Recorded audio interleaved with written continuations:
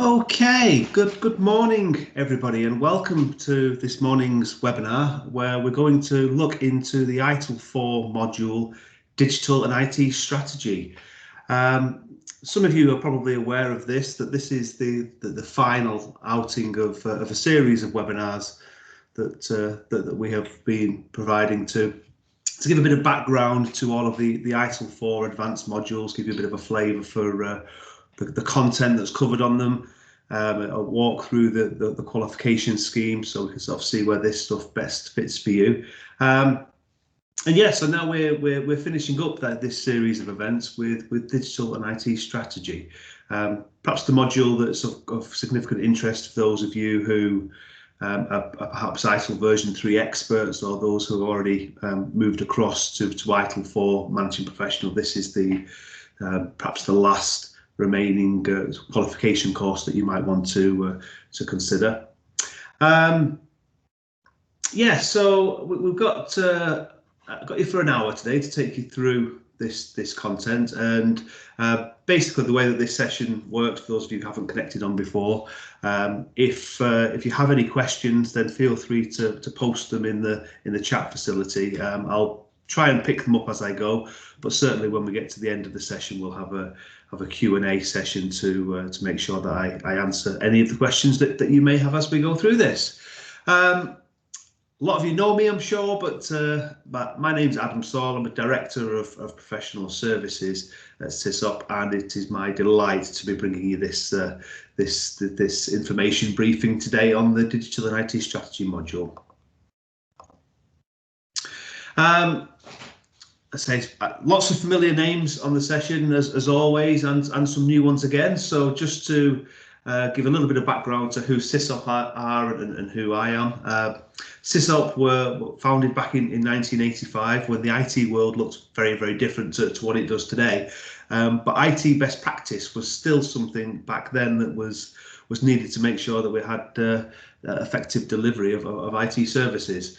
So when ITIL came along in the early 90s, we sort of, as an organisation, recognised that this was something of significant value. So we wanted to invest in it. We were one of the first training providers in the world to pick up on this as a part of our training portfolio. But not just training, we're able to offer consultancy services to actually work with our clients to help them introduce this best practice guidance into their organisation. Reason for our success is our pragmatic approach, we believe. We want to focus on organisational benefit. Significant investment in training or consultancy services needs to lead to a positive impact for the organisation, and that is the emphasis of all of the services that we provide. The great news in the classroom, looking at the training courses, is that that also means that the exam success rate is a positive one, industry high, where the positive approach, it just demonstrates that we don't just have to teach to the exam. By actually practically relating this to the real world genuinely helps our students, and that's what we're looking to achieve. We're a family business. My father, Stuart Sawle, founded the business back in 1985, and he gave me a job out of university back in 1999. It seems like a long time ago now, where I was initially a COBOL programmer, but I've performed very different roles in the organisation to experience the full gambit of right from sales through to pre-sales, technical advice for our clients, all the way through to being at the sharp end, providing installation services from a technical point of view. For storage area networks and that type of infrastructure, and moving into the service management space, where I'm able to provide advice and guidance on practical alignment to the ITIL framework and others, really. So I've been doing this for a long time. From a qualification point of view, I experienced the 2-3 hour written papers to become an ITIL version 2 manager, which I know some of you on this session also will have memories of that. Upgraded my qualifications for version 3 expert and most recently ITIL4 managing professional. I'm the ITIL4 product lead for Sysop, so I've been busy beavering away developing our course content and our core capabilities.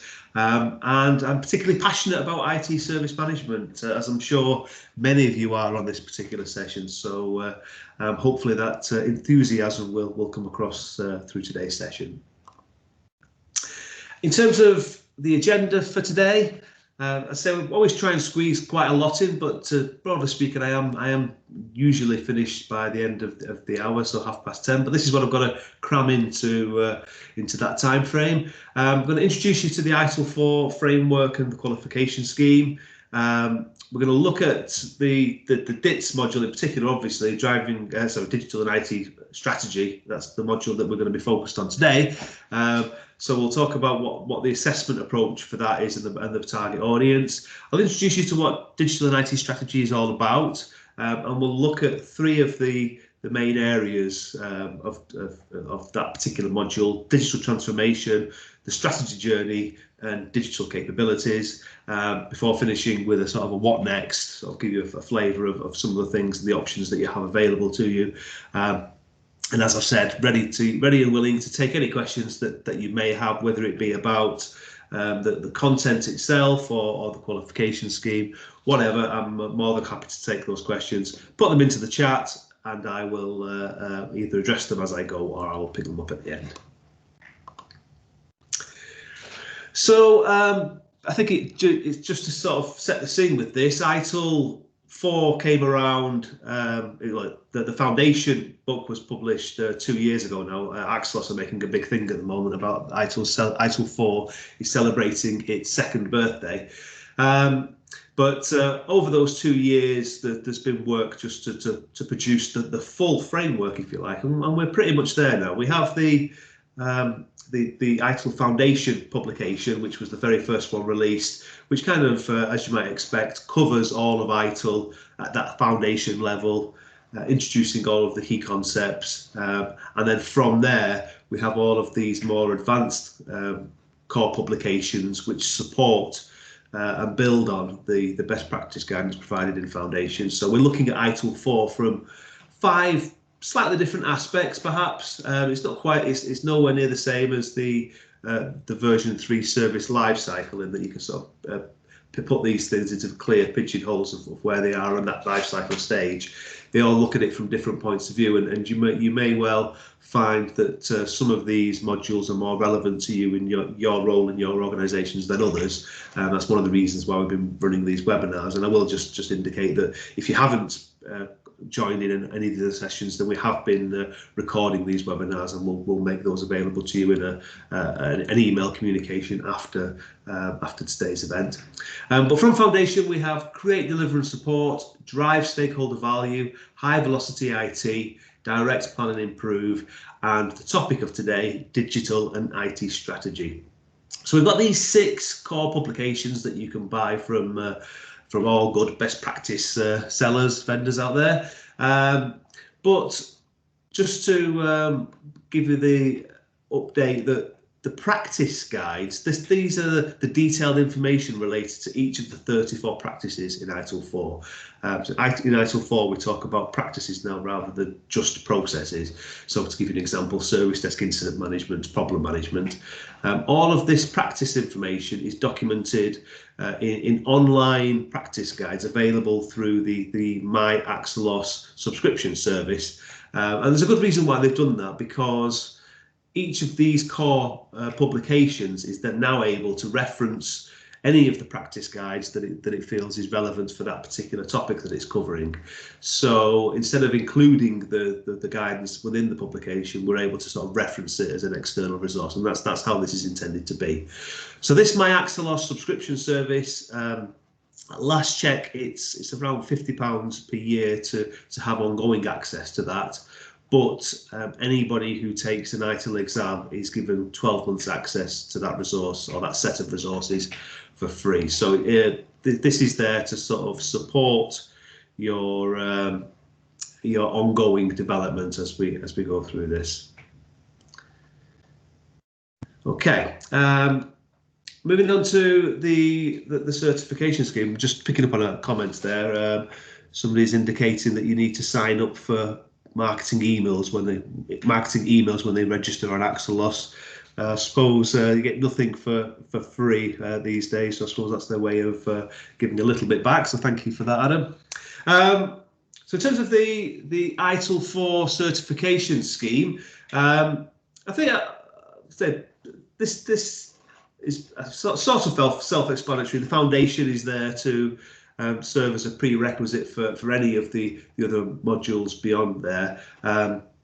Today's focus is kind of over here at the strategic leader, so I'm a bit conscious that I've gone through this certification scheme a lot over these webinars, and some of you are probably fairly comfortable with that. So what I'm going to do is, instead of go through this again, just talk about how this specifically relates to digital and IT strategy. And if anybody has got any questions not related to this, then I'm more than happy to field them at the end of this session as well. So there are effectively three options where the digital and IT strategy module is relevant. The first one, and the most straightforward one, is if you were just interested in this particular module, then you need to meet the prerequisites of having the ITIL foundation. So you might have to overcome that particular step first of all. And once you've met that prerequisite, then you are eligible to sit and take the exam for the ITIL Leader Digital and IT Strategy module. And if you're successful, then you are awarded the qualification ITIL Leader Digital and IT Strategy. That is a qualification in its own right. There is a second option where if you combined the ITIL Digital and IT Strategy module with the ITIL Strategist Direct Plan and Improve, then you would have both of those individual qualifications, but you would also be an ITIL Strategic Leader. So it's kind of one of those qualifications that's on a par with the Managing Professional qualification. But then there is this third option where if you wanted to combine Strategic Leader with Managing Professional, then, and this is really looking at those individuals who perhaps are ITIL version 3 experts or have at least 17 credits on the old ITIL version 3 scheme, then you would meet the prerequisites to bypass foundation and sit the Managing Professional Transition module, which is a 5-day training course, where at the end of the 5 days, through those 5 days, you cover all of these. Just going back a slide, you're covering all foundation and these 4 modules on one training course, which would give you the qualification ITIL Managing Professional. And at that point, you've kind of already ticked off the Direct Plan and Improve requirements as part of the transition module training, so you would only need to then go on and do the ITIL Leader Digital and IT Strategy module to pick up both of these qualifications, which would then put you in a position where if you wanted to progress further to ITIL Master, then you would meet the prerequisites to do that. It's not that you become an ITIL Master, you simply meet the prerequisites to go on and do that. So I think those are the things that are relevant for the digital and IT strategy module. We're sort of thinking that I often get asked the question, what's the equivalent of the ITIL version 3 expert? And it sort of depends. You could view that just the Managing Professional as being the equivalent, because the transition module converts your qualification into this. But knowing most of the people that I do from the people that I interact on a daily basis, most people would want to have that full 360-degree view of ITIL4, and therefore you would perhaps want to look at both the Managing Professional and the Strategic Leader qualifications, and then potentially move on to ITIL Master at a later stage. As I say, qualification scheme always crops up some questions, so feel free to ask about yourself or colleagues, whether it be on today's session or if in response to an email that I send across to you today with the information. I should also say, I did mention it earlier, I am recording this session, and I will be making that recording available for you to share and distribute to your colleagues, and I'll also be giving you copies of the slides for you to use as well. So you'll get all of this stuff in an email from me today. So moving on to the assessment criteria for digital and IT strategy. This one is different from any of the other ITIL4 advanced modules that we've talked about, in that there is a two-part process to it. There is a multiple choice exam, which I'll talk about shortly, but prior to that, on the course itself, there is a series of practical assignments that you need to complete during the course, which are marked by the trainer, the facilitator during the course, and you need to be able to successfully pass those assessments before going on to doing the multiple choice exam. So definitely a slightly different, well, I say slightly different, very different approach to the more advanced modules. That's partly because we're looking at examining at a higher level in terms of this Bloom's level is in reference to the competency level required to be able to successfully meet this criteria. So we have, there are actually 4 assignments, 4 assessments on the particular module, but there's also a 5th one, which is all about applying the guiding principles across all 4. So there's this 5 assessments criterion, what it's talking about. And these assessments, as I say, they're conducted on the course, or rather the assignments are conducted on the course, and then they're assessed by the trainer after the event. And the way this is intended to be, because you might get a different combination, there'll be some organisations that provide this as e-learning training for self-study.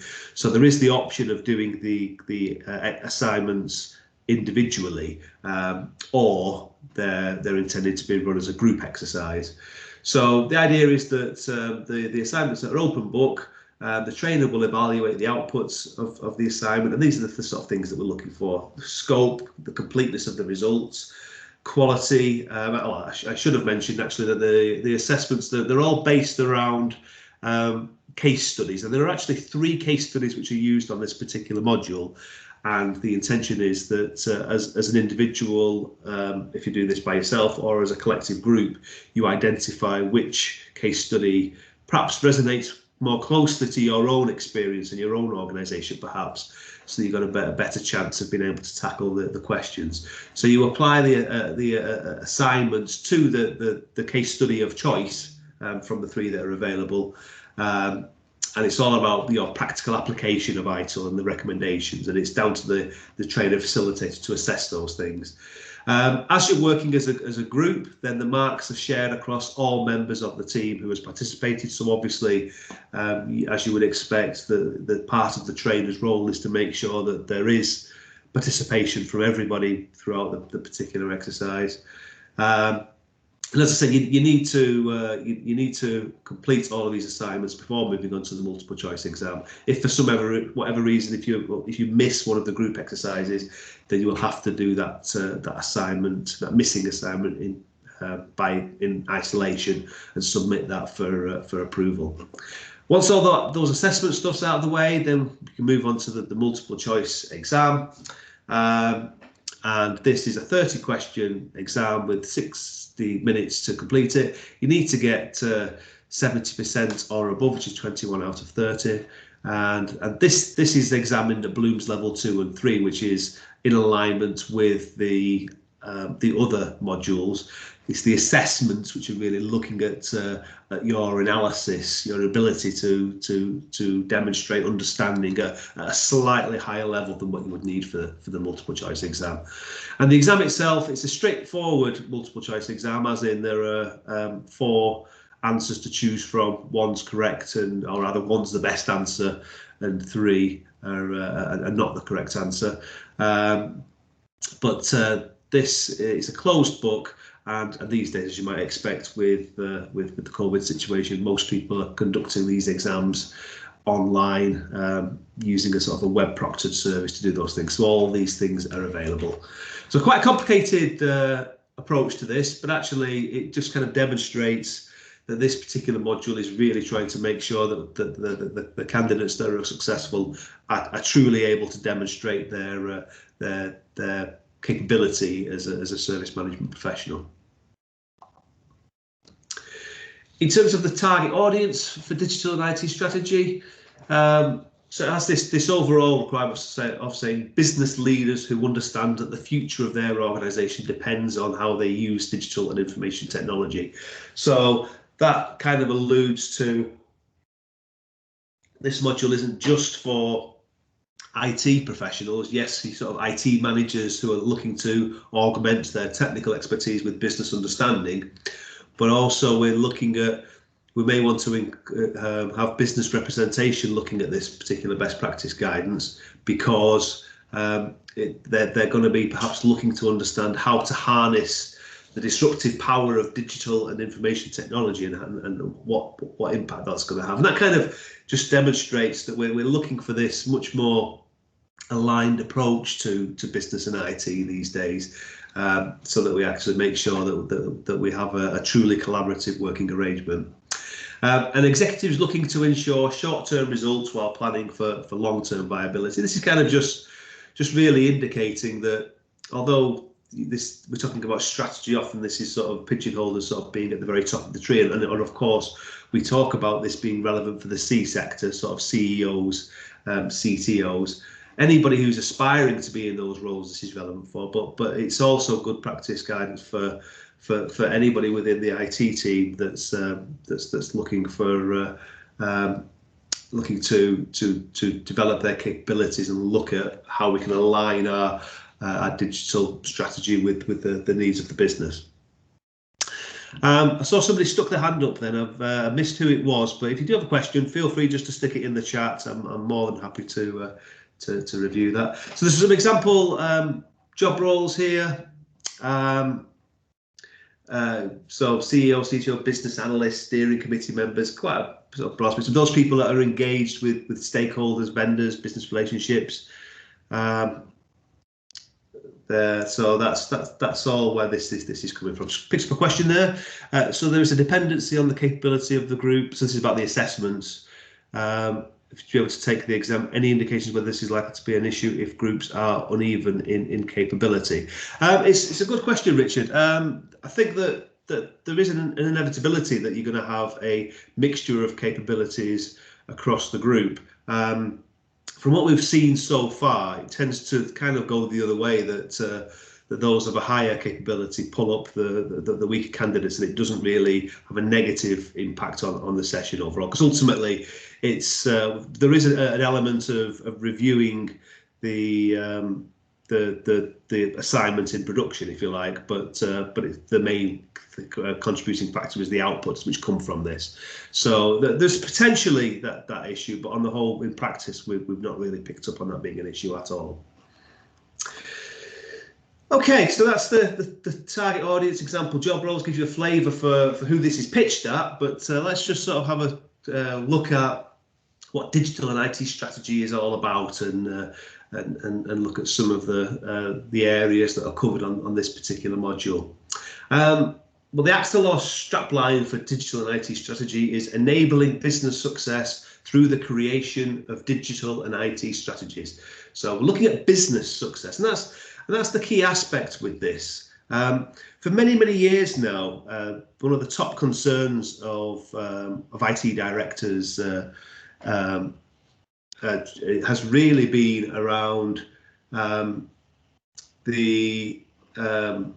how business and IT are aligned. Do we have a business strategy? Do we have an effectively aligned IT strategy to support and underpin that? And that still remains the case. But actually, we're living in a world well, we're living in the digital age, and recognizing that things have shifted. IT is no longer just a support function for the business. In many instances, IT is enabling the business to do things that it wouldn't not ordinarily be able to do without the involvement of the technology there to drive that. So it's true to say that digital and information technology are changing the world. Business models are changing. I mean, you've only got to look at people like Uber and Airbnb to sort of see how the impact that they've made on the industries that they're operating in, and that's just all about using technology to sort of drive a community way of providing services. So the way that the business models are changing, but the reliance on technology, not only to deliver business requirements, but also drive innovation is ever increasing. So the role of the technology leader is changing. We sort of need to be not just working with the business to make sure that we're continuing to support their needs, but we're actually looking at business opportunities where we can leverage technological developments to drive innovation. And that accelerated innovation has brought a greater urgency to business change, which has put significant pressure on traditional service management models. So we need to adapt the way that we do things, and perhaps work in a more agile way, which is where a lot of this guidance is coming from, really. And looking at digital disruption, you've only got to look at people like Blockbuster Video, for example, or Kodak, so quite a few years ago now, but recognizing that the businesses folded because they weren't able to keep up with technological changes out there. So digital disruption occurs when the use of digital technology causes a fundamental shift in the way in which any aspect of the environment, internal or external, functions. And effectively what we're saying here is that we need to be able to adapt to be able to support the ongoing, well, not only support the ongoing needs of the business, but to actually give some direction on how technological developments and innovation can drive the business forward. And that's really kind of the backdrop of where this particular module is coming from. So it's fair to say that it is the replacement of the previous ITIL version 3 service strategy. This is the thing that most closely covers those particular aspects. But we're really looking at how we can use technology to drive the business and help the business achieve its objectives in terms of increased revenue or increased market share, or whatever it is that the business is up there, whatever their understanding of value is overall. And that's what we're looking at from our digital and IT strategy. So in terms of the specific learning objectives on this particular module, so looking at how to leverage digital strategy to react to those digital disruptions and make sure that we are able to effectively adapt to change, and we're able to survive and thrive off the back of that. Looking at digital and IT strategy with ITIL concepts like the service value system and the service value chain, and looking at how to create value through our strategy. How an organisation uses DITs to remain viable environments disrupted by digital technology. Strategic approaches made possible by digital and information technology to achieve customer market relevance and operational excellence. So we need to ensure that our products and services that are being directly used by the businesses' customers are relevant and appropriate and supported in a quality and effective way. Risks and opportunities of digital and IT strategy. The steps and techniques involved in defining and advocating for a digital and IT strategy, and how to implement digital and IT strategy. That's kind of lots and lots of learning objectives related to this, and this bit on the right, coming back to the ITIL guiding principles being relevant in that we want to make sure that we can demonstrate the ongoing use across all of these factors, really, is where this is going. That's certainly what the guiding principle part of the assessments criteria is all aligned to. But put simply, all those areas kind of break down into these 3 key areas, and this is kind of how the course is structured. So part 1 is all about just key concepts of the digital world, if you like, the digital IT world. So we'll look at digital organizations, strategy, digital transformation. We'll look at business models directly influenced by technology. We'll look at operating models, target operating models, all of those things that we need to have in place to structure the way that we do things as a system overall. So we look at key concepts. We look at the strategy journey. A lot of the module is built around this area, so I would say it's probably the biggest part of the course. And it's all built around the continual improvement model. I'm going to go into this in more detail shortly, but using the continual improvement model as a way of structuring the way that we use our strategy, we define our strategy, we implement our strategy. So that's all covered within that particular part. And then part 3, capabilities required of digital organizations. So looking at leaders and the skills and capabilities that they need to take the organisation forward. Looking at managing innovations and managing risks and balancing those two things, and structuring our capabilities for the digital world as well. And I'll give you a flavour for these things when I go into each of these sections. So this is sort of lifted from the key concepts section, looking at the strategy of digital transformation.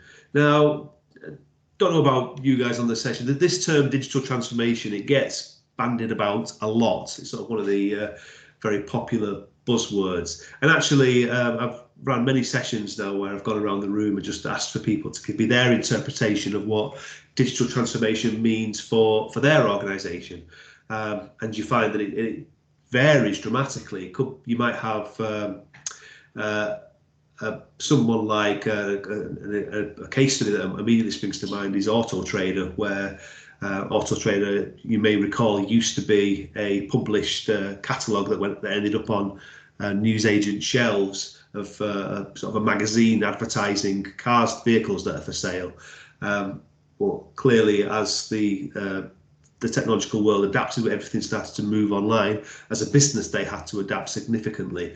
So they had to change their whole business model through the use of technology to help them be able to do that. So that's one particular example. But you might find that a local authority, for example, will just talk about putting all of their services online as well.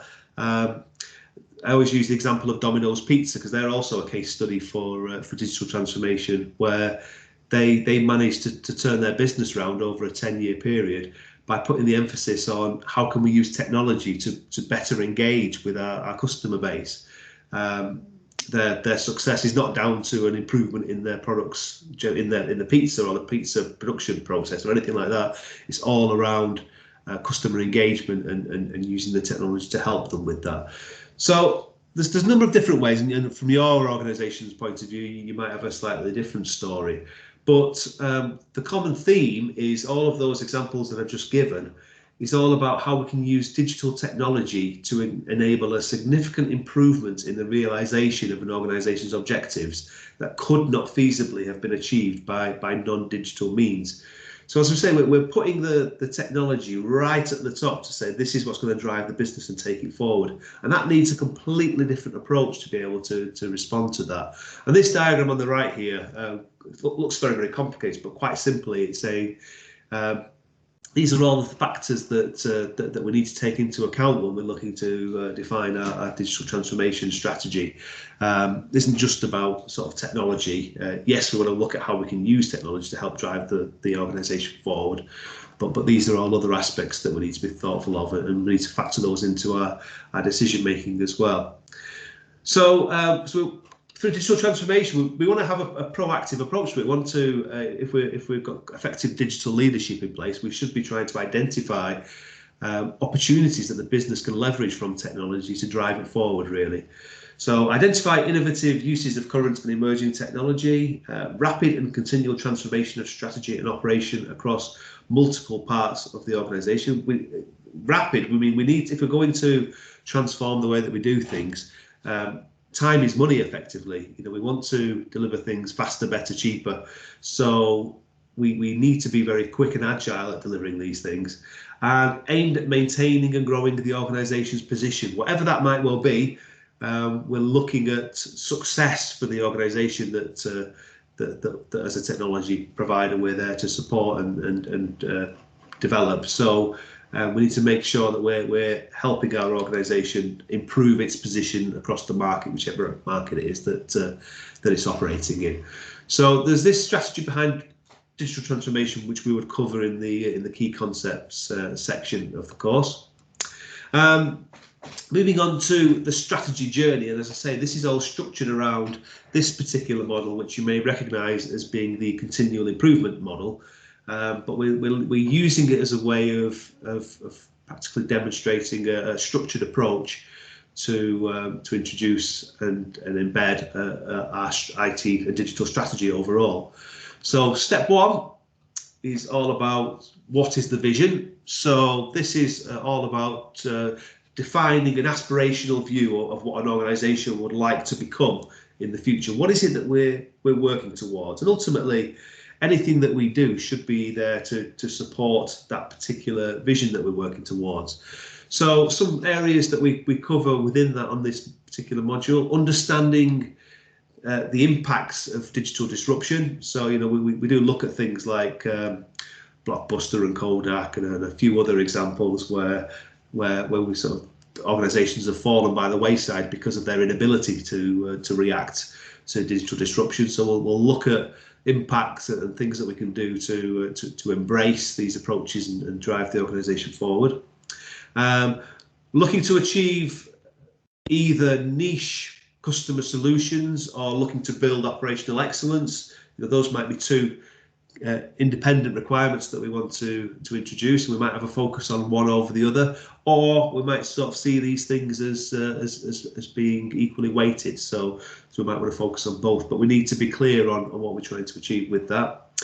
And we also cover a section on crafting the vision, which is all about giving some guidance on how we might produce that vision, how we might have a collective view on what the organisation is trying to achieve, and the process that we might take to engage with people, get involvement, to make sure that we have an effective vision which is right for our organisation and gives us that sort of platform for us to build all of our supporting objectives off the back of that.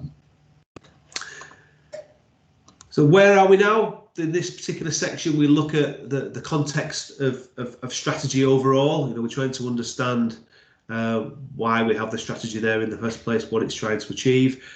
We assess an organisation's internal and external environment, so we get that good view of what the current situation is.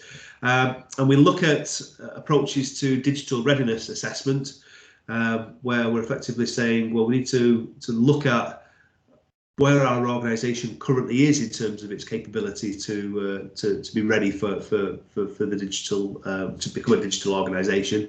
So we'll look at digital readiness assessment and gap analysis as a tool to sort of look at where we are now, and then moving us into the next stage of where do we want to be. So that sort of gap analysis, you know, is what are the differences, and actually when we perform that gap analysis, we can sort of look at potentially refining the vision if necessary, because that might be something that we want to look at. But key to this is we can then start to set some measurable objectives, which are achievable, really. You know, the things that we feel we can set some targets on to make sure that we're moving the strategic direction in the way that we would want it to go. So how do we get there? Here we start to look at strategy planning. Service financial management forms a key part of that, and the service financial management practice is covered here. Customer journeys, you know, we're sort of, from a strategic point of view, we're looking at this, but we want to make sure that we can map out the customer journey for those products and services that we're offering that are in support of our overall strategic vision.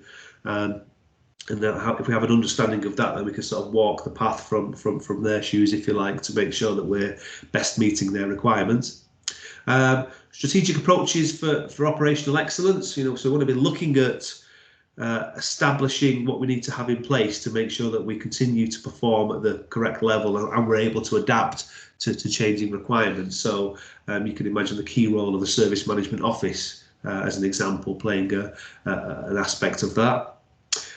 Portfolio management and the portfolio management practice, where again we're looking here at the portfolio of products and services that we're able to provide as an IT service provider, and making sure that those continually are there to meet the needs of the business and to take the business forward and help it improve in its position overall.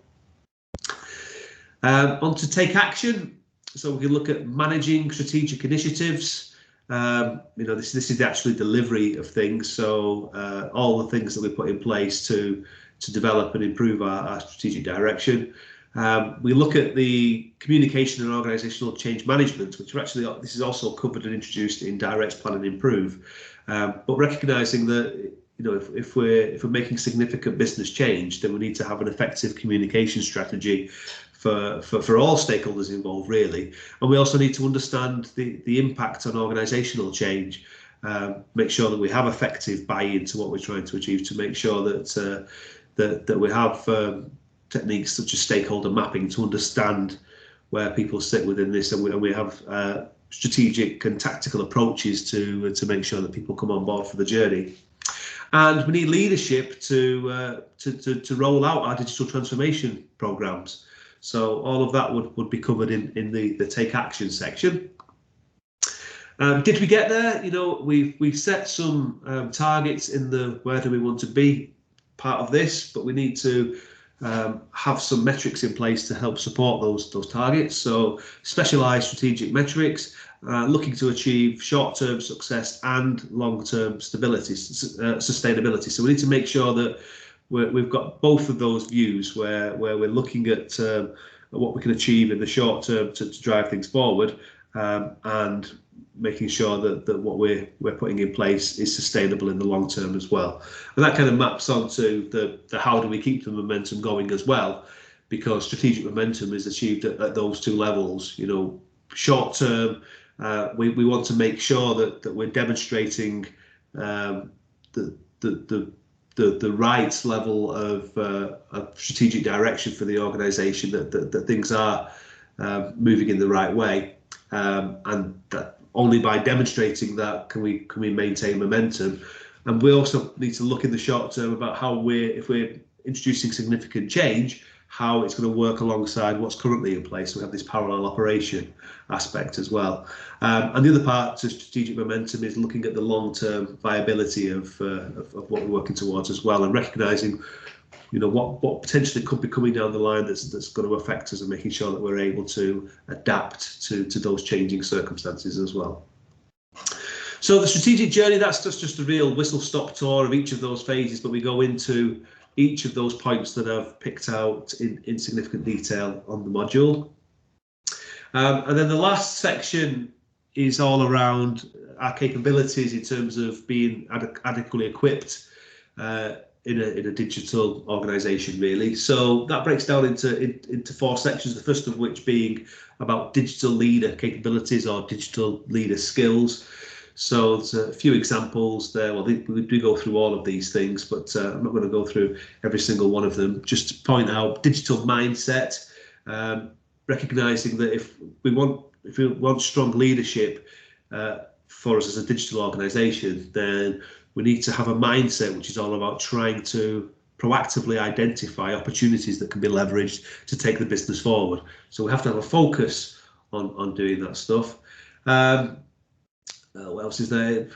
Evaluating emerging technologies and industry trends. You know, so we need to, in mind of what I've just said about the digital mindset, have the capability to be able to effectively evaluate what's coming down the line that we can leverage it and may well affect us.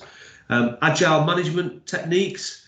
So agile is a key aspect to this. You know, agile gives us a capability to perhaps respond to change faster.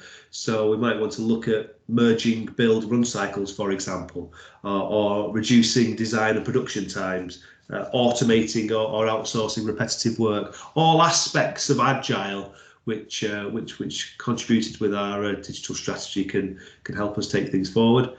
Anything else on the operationalizing the strategy? Obviously, we need to make sure that we've got the capability to make the strategy come to life, if you like, put it into operation. So we need to do those things. So we'll walk through all of those 10 aspects on the module in terms of the skills and capabilities for digital leadership.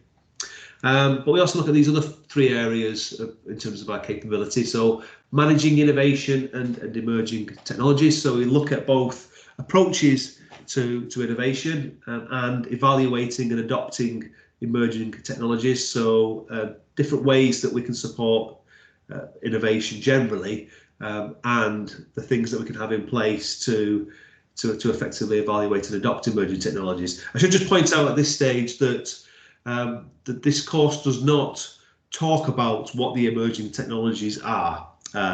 It's giving you guidance on how you can prepare for the effective evaluation of any emerging technology, really.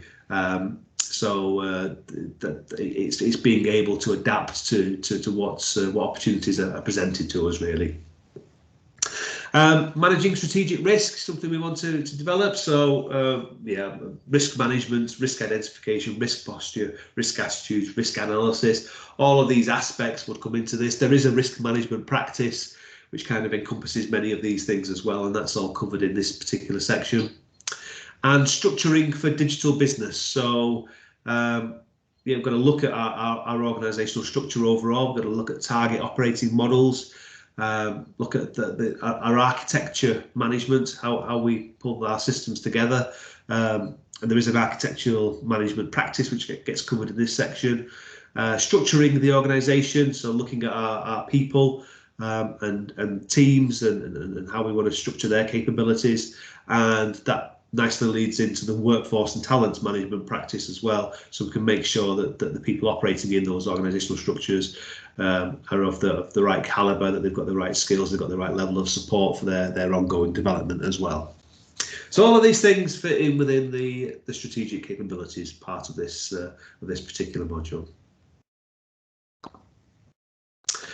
Okay, in terms of what next then, I mean, I've given you a flavour for the content of the digital and IT strategy module.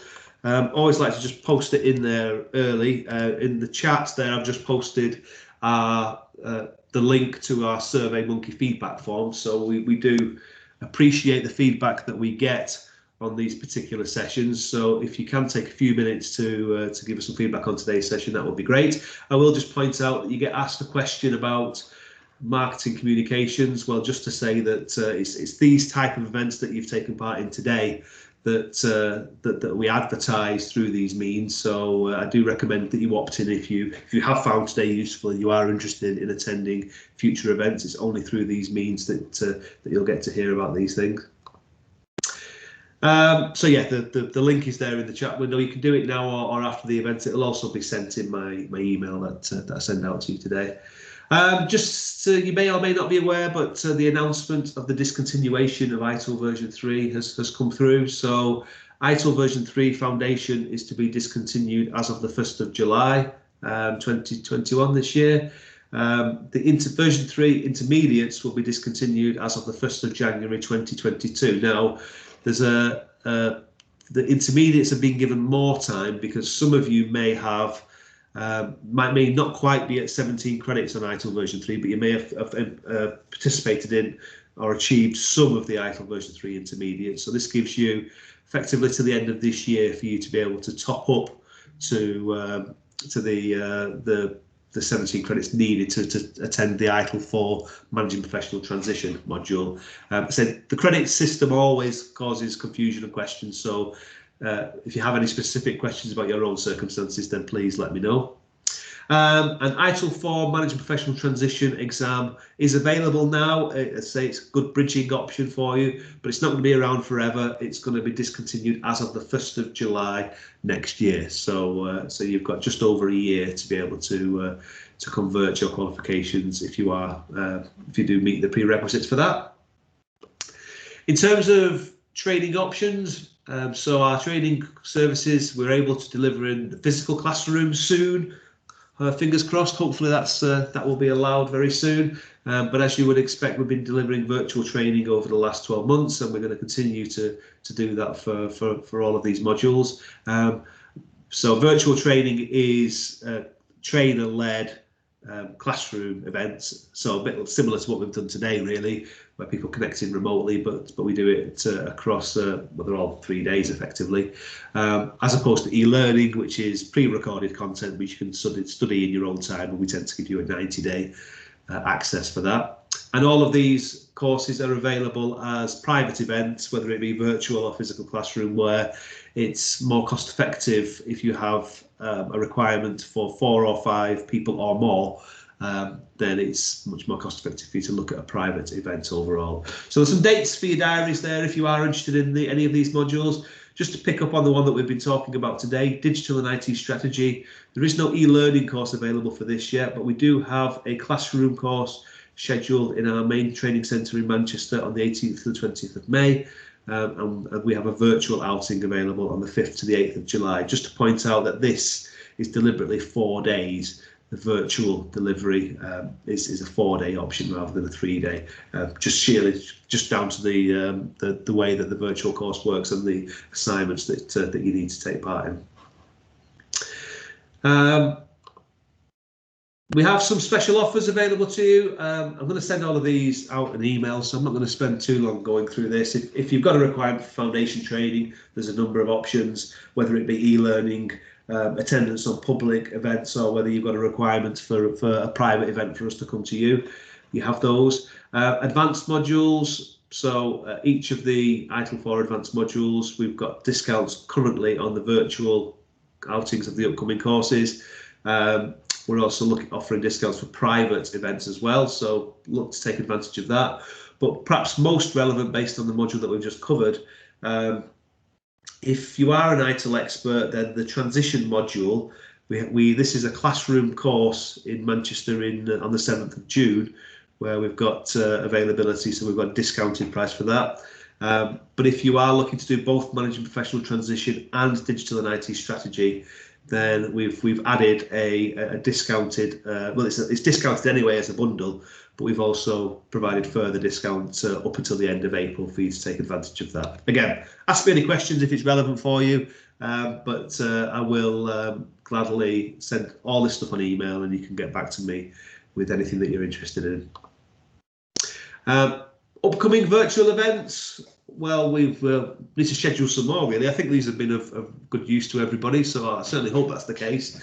All of these modules, all these webinars that we've been running over the last few weeks will be available on our YouTube channel. These 4 are already there. I'll be posting the one from today up later on today, so you can share with colleagues. On Friday the 23rd of April, we have a 1-day managing major incident workshop, which is being run virtually. So if that's of interest, then that's £249 per person. Again, you can sign up for that based on the email that I provide. I should also talk about workshops and online sessions.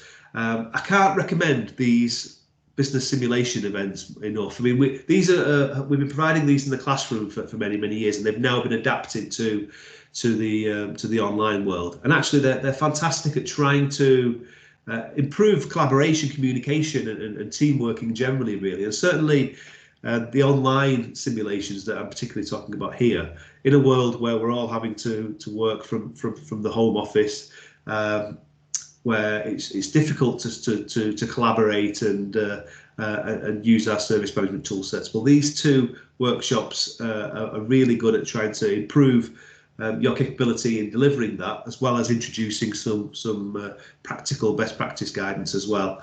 So we have Marslander, which is effectively the ITIL4 workshop, built around a mission to Mars, but it introduces agile service management and things like value streams, visualizing work, managing end-to-end value creation, and creating high-performing teams. Very much built around that approach of how agile and DevOps fits in with ITIL. But we also have our traditional Apollo 13, which we've provided for many years, but it has been updated in terms of its approach to reflect ITIL4, but it does still focus on traditional IT service management. So things like service desk, incident management, problem management, change, all would be covered through this. So basically, through these workshops, we simulate a live case study based on these 2 things, the mission to Mars and the Apollo 13 mission, and we get the participants to support those missions through the delivery of effective services ultimately, and we just have those 2 different approaches. So if you're looking to translate ITIL theory into practice in an experimental way, then this is definitely a workshop simulation that you would want to consider. Okay, I can see some of you are thanking me, so thank you all for your attendance. Once again, I've just posted the link to our customer satisfaction survey, so please do provide us with some feedback if you can. I think I did pick up on all the questions as I went through, but I'm just having a quick scan back to see if there was anything that I missed. And in the meantime, if you do have any further questions, then feel free to post them onto the session. Nothing seems to be coming through, so just to allow you all to sign off and get on with your day and hopefully enjoy your weekend. I'll just finish off by saying thank you all for your attendance. I know some of you have supported all of these events that we've provided, and we are very, very grateful for it. Obviously, they give us a great opportunity for us to promote our products and services generally. I'd love to see the people that have connected on and showed interest in these sessions work with us over the next few months about requirements that for yourself or your colleagues or your organisation. Come and talk to us about anything that you're trying to achieve, and I'm sure that we're going to be able to help you. No questions coming through, so I'm going to take the opportunity to sign off. Somebody's wished me a great weekend, so I wish the same thing to all of you. Take care of yourselves, keep safe, and hopefully we'll see you on an event with us very, very soon. Okay, guys, thanks very much.